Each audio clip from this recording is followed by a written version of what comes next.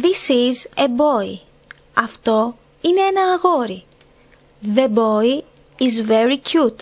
Το αγόρι είναι πολύ χαριτωμένο. Σε αυτό το βίντεο θα μάθουμε για τα άρθρα. The articles.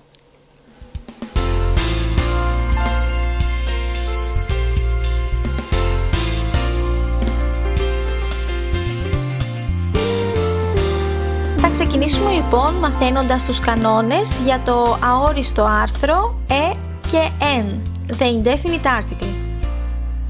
Χρησιμοποιούμε το e όταν η επόμενη λέξη ξεκινάει με σύμφωνο with a consonant ή πριν από λέξεις που ξεκινούν με το γράμμα u και το γράμμα eu, όταν αυτά ακούγονται όπως το u. Θα το δούμε στα παραδείγματα και θα καταλάβουμε. Χρησιμοποιούμε το n όταν η επόμενη λέξη ξεκινάει με φωνήεν. A, E, I, O, U. Αυτά είναι τα φωνήεντα. Ή με το άϊχο H. A boy. Ένα αγόρι. Το B είναι σύμφωνο, οπότε βάζουμε E. An apple. A είναι φωνήεν, οπότε βάζουμε το N. A car. Ένα αυτοκίνητο. Το C είναι σύμφωνο, βάζουμε το E. A helicopter. Εδώ το H δεν είναι το άϊχο H, είναι το H ως σύμφωνο, οπότε βάζουμε το E. An elephant. Το E είναι φωνήεν, βάζουμε το N. A big elephant. Όταν πριν από το ουσιαστικό υπάρχει επίθετο, χρησιμοποιούμε το E ή το N ανάλογα με το πρώτο γράμμα του επιθέτου και όχι του ουσιαστικού. Προσοχή, γιατί δεν χρησιμοποιούμε e ή n πριν από επίθετο όταν αυτό δεν ακολουθείται από ουσιαστικό. Θέλει ιδιαίτερη προσοχή εδώ. An umbrella. Το umbrella ξεκινάει με το u που εδώ ακούγεται α. Έχει τον ήχο δηλαδή φωνήεντος, οπότε είναι κανονικά το n. Εδώ είναι αυτό που λέει ο κανόνας, a European. Η u ακούγεται u, οπότε βάζουμε e. A university. Το U εδώ ακούγεται U, οπότε βάζουμε το E. A unit, το ίδιο. An hour. Εδώ είναι το άϊχο H, οπότε βάζουμε το N. Δεν το λογαριάζουμε καθόλου το H, λοιπόν, διαβάζουμε hour. An honor. Και εδώ το ίδιο, δεν διαβάζουμε καθόλου το H. Συνεχίζουμε με τους υπόλοιπους κανόνες. Το αόριστο άρθρο χρησιμοποιείται για να αναφερθούμε σε κάτι που το λέμε για πρώτη φορά και επίσης με ονόματα δουλειών. Would you like a drink? Θα ήθελες ένα ποτό? Δεν έχουμε ξαναναφέρει ποιο ποτό, τίποτα, οπότε λέμε a drink. I finally got a good job. Δεν γνωρίζουμε τη δουλειά, a good job. Είναι κάτι γενικό. Κάτι αόριστο. John is a doctor. Ο Γιάννης είναι γιατρός. Εδώ βάζουμε το E. Mary is training to be an engineer. Η Mary εκπαιδεύεται για να γίνει μία μηχανικός. He wants to be a dancer. Θέλει να γίνει χορευτής. Το αόριστο άρθρο χρησιμοποιείται με εθνικότητες και θρησκείες στον ενικό αριθμό. Επίσης, χρησιμοποιούμε το e ή το n όταν θέλουμε να πούμε ένα. Θα δούμε τώρα τα παραδείγματα τι εννοούμε. John is an Englishman. Εδώ είναι η εθνικότητα. Kate is a Catholic. Εδώ είναι η θρησκεία. I'd like an orange and 2 lemons, please. Εδώ θα μπορούσαμε κάλλιστα να πούμε one orange and 2 lemons, please, αλλά για περισσότερη έμφαση βάζουμε το n. Δεν είναι λάθος ούτε το ένα ούτε το άλλο. Μπορούμε να πούμε και one orange. I can think of 100 reasons not to come. Μπορώ να σκεφτώ εκατοντάδες λόγους να μην έρθω. 100 reasons. I need a kilogram of sugar. Χρειάζομαι 1 κιλό ζάχαρης. Υπενθυμίζω ότι και το one είναι απόλυτα σωστό. Δηλαδή αντί για να βάλουμε one. You can't run a mile in 5 minutes. Δεν μπορείς να τρέξεις 1 μίλι σε 5 λεπτά.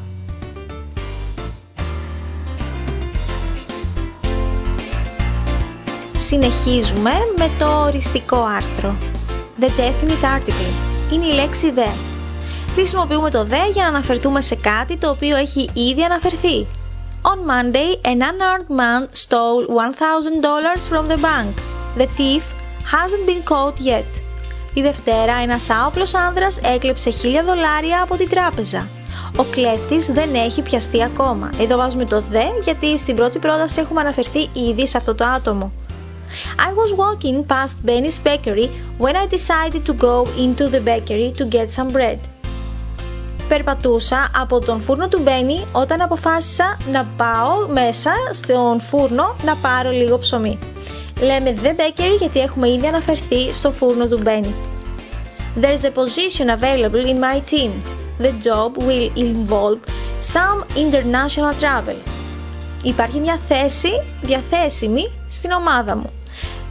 Η δουλειά θα συμπεριλαμβάνει λίγα διεθνή ταξίδια. Εδώ βάζαμε the γιατί έχουμε ήδη αναφερθεί σε αυτή τη θέση. Συνεχίζουμε με τους κανόνες.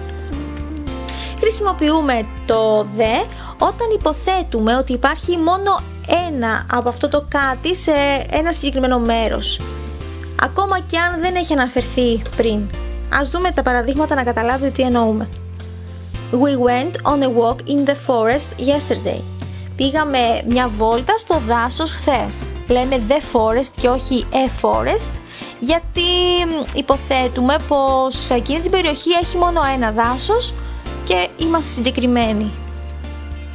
Where is the bathroom? Πού είναι η τουαλέτα? Υποθέτουμε ότι υπάρχει μόνο μία τουαλέτα, γι' αυτό λέμε the bathroom. Turn left and go to number 45. Our house is across from the Italian restaurant. Στρίψε αριστερά και πήγαινε στο νούμερο 45. Το σπίτι μας είναι απέναντι από το Ιταλικό εστιατόριο. Λέμε the Italian restaurant γιατί υποθέτουμε ότι υπάρχει μόνο ένα Ιταλικό εστιατόριο. My father enjoyed the book you gave him. Εδώ λέμε the book γιατί υποθέτουμε ότι του έχεις δώσει μόνο ένα βιβλίο. Συνεχίζουμε με τους κανόνες. Χρησιμοποιούμε το the για να αναφερθούμε σε ανθρώπους ή αντικείμενα τα οποία είναι μοναδικά. Επίσης χρησιμοποιούμε για ονόματα από διάσημα κτίρια, έργα τέχνης, μουσεία και μνημεία. The sun rose at 6:17 this morning. Ο ήλιος ανέτειλε στις 6:17 αυτό το πρωί. Ένας είναι ο ήλιος, μοναδικός, βάζουμε το the. You can go anywhere in the world. Μπορείς να πας οπουδήποτε στον κόσμο.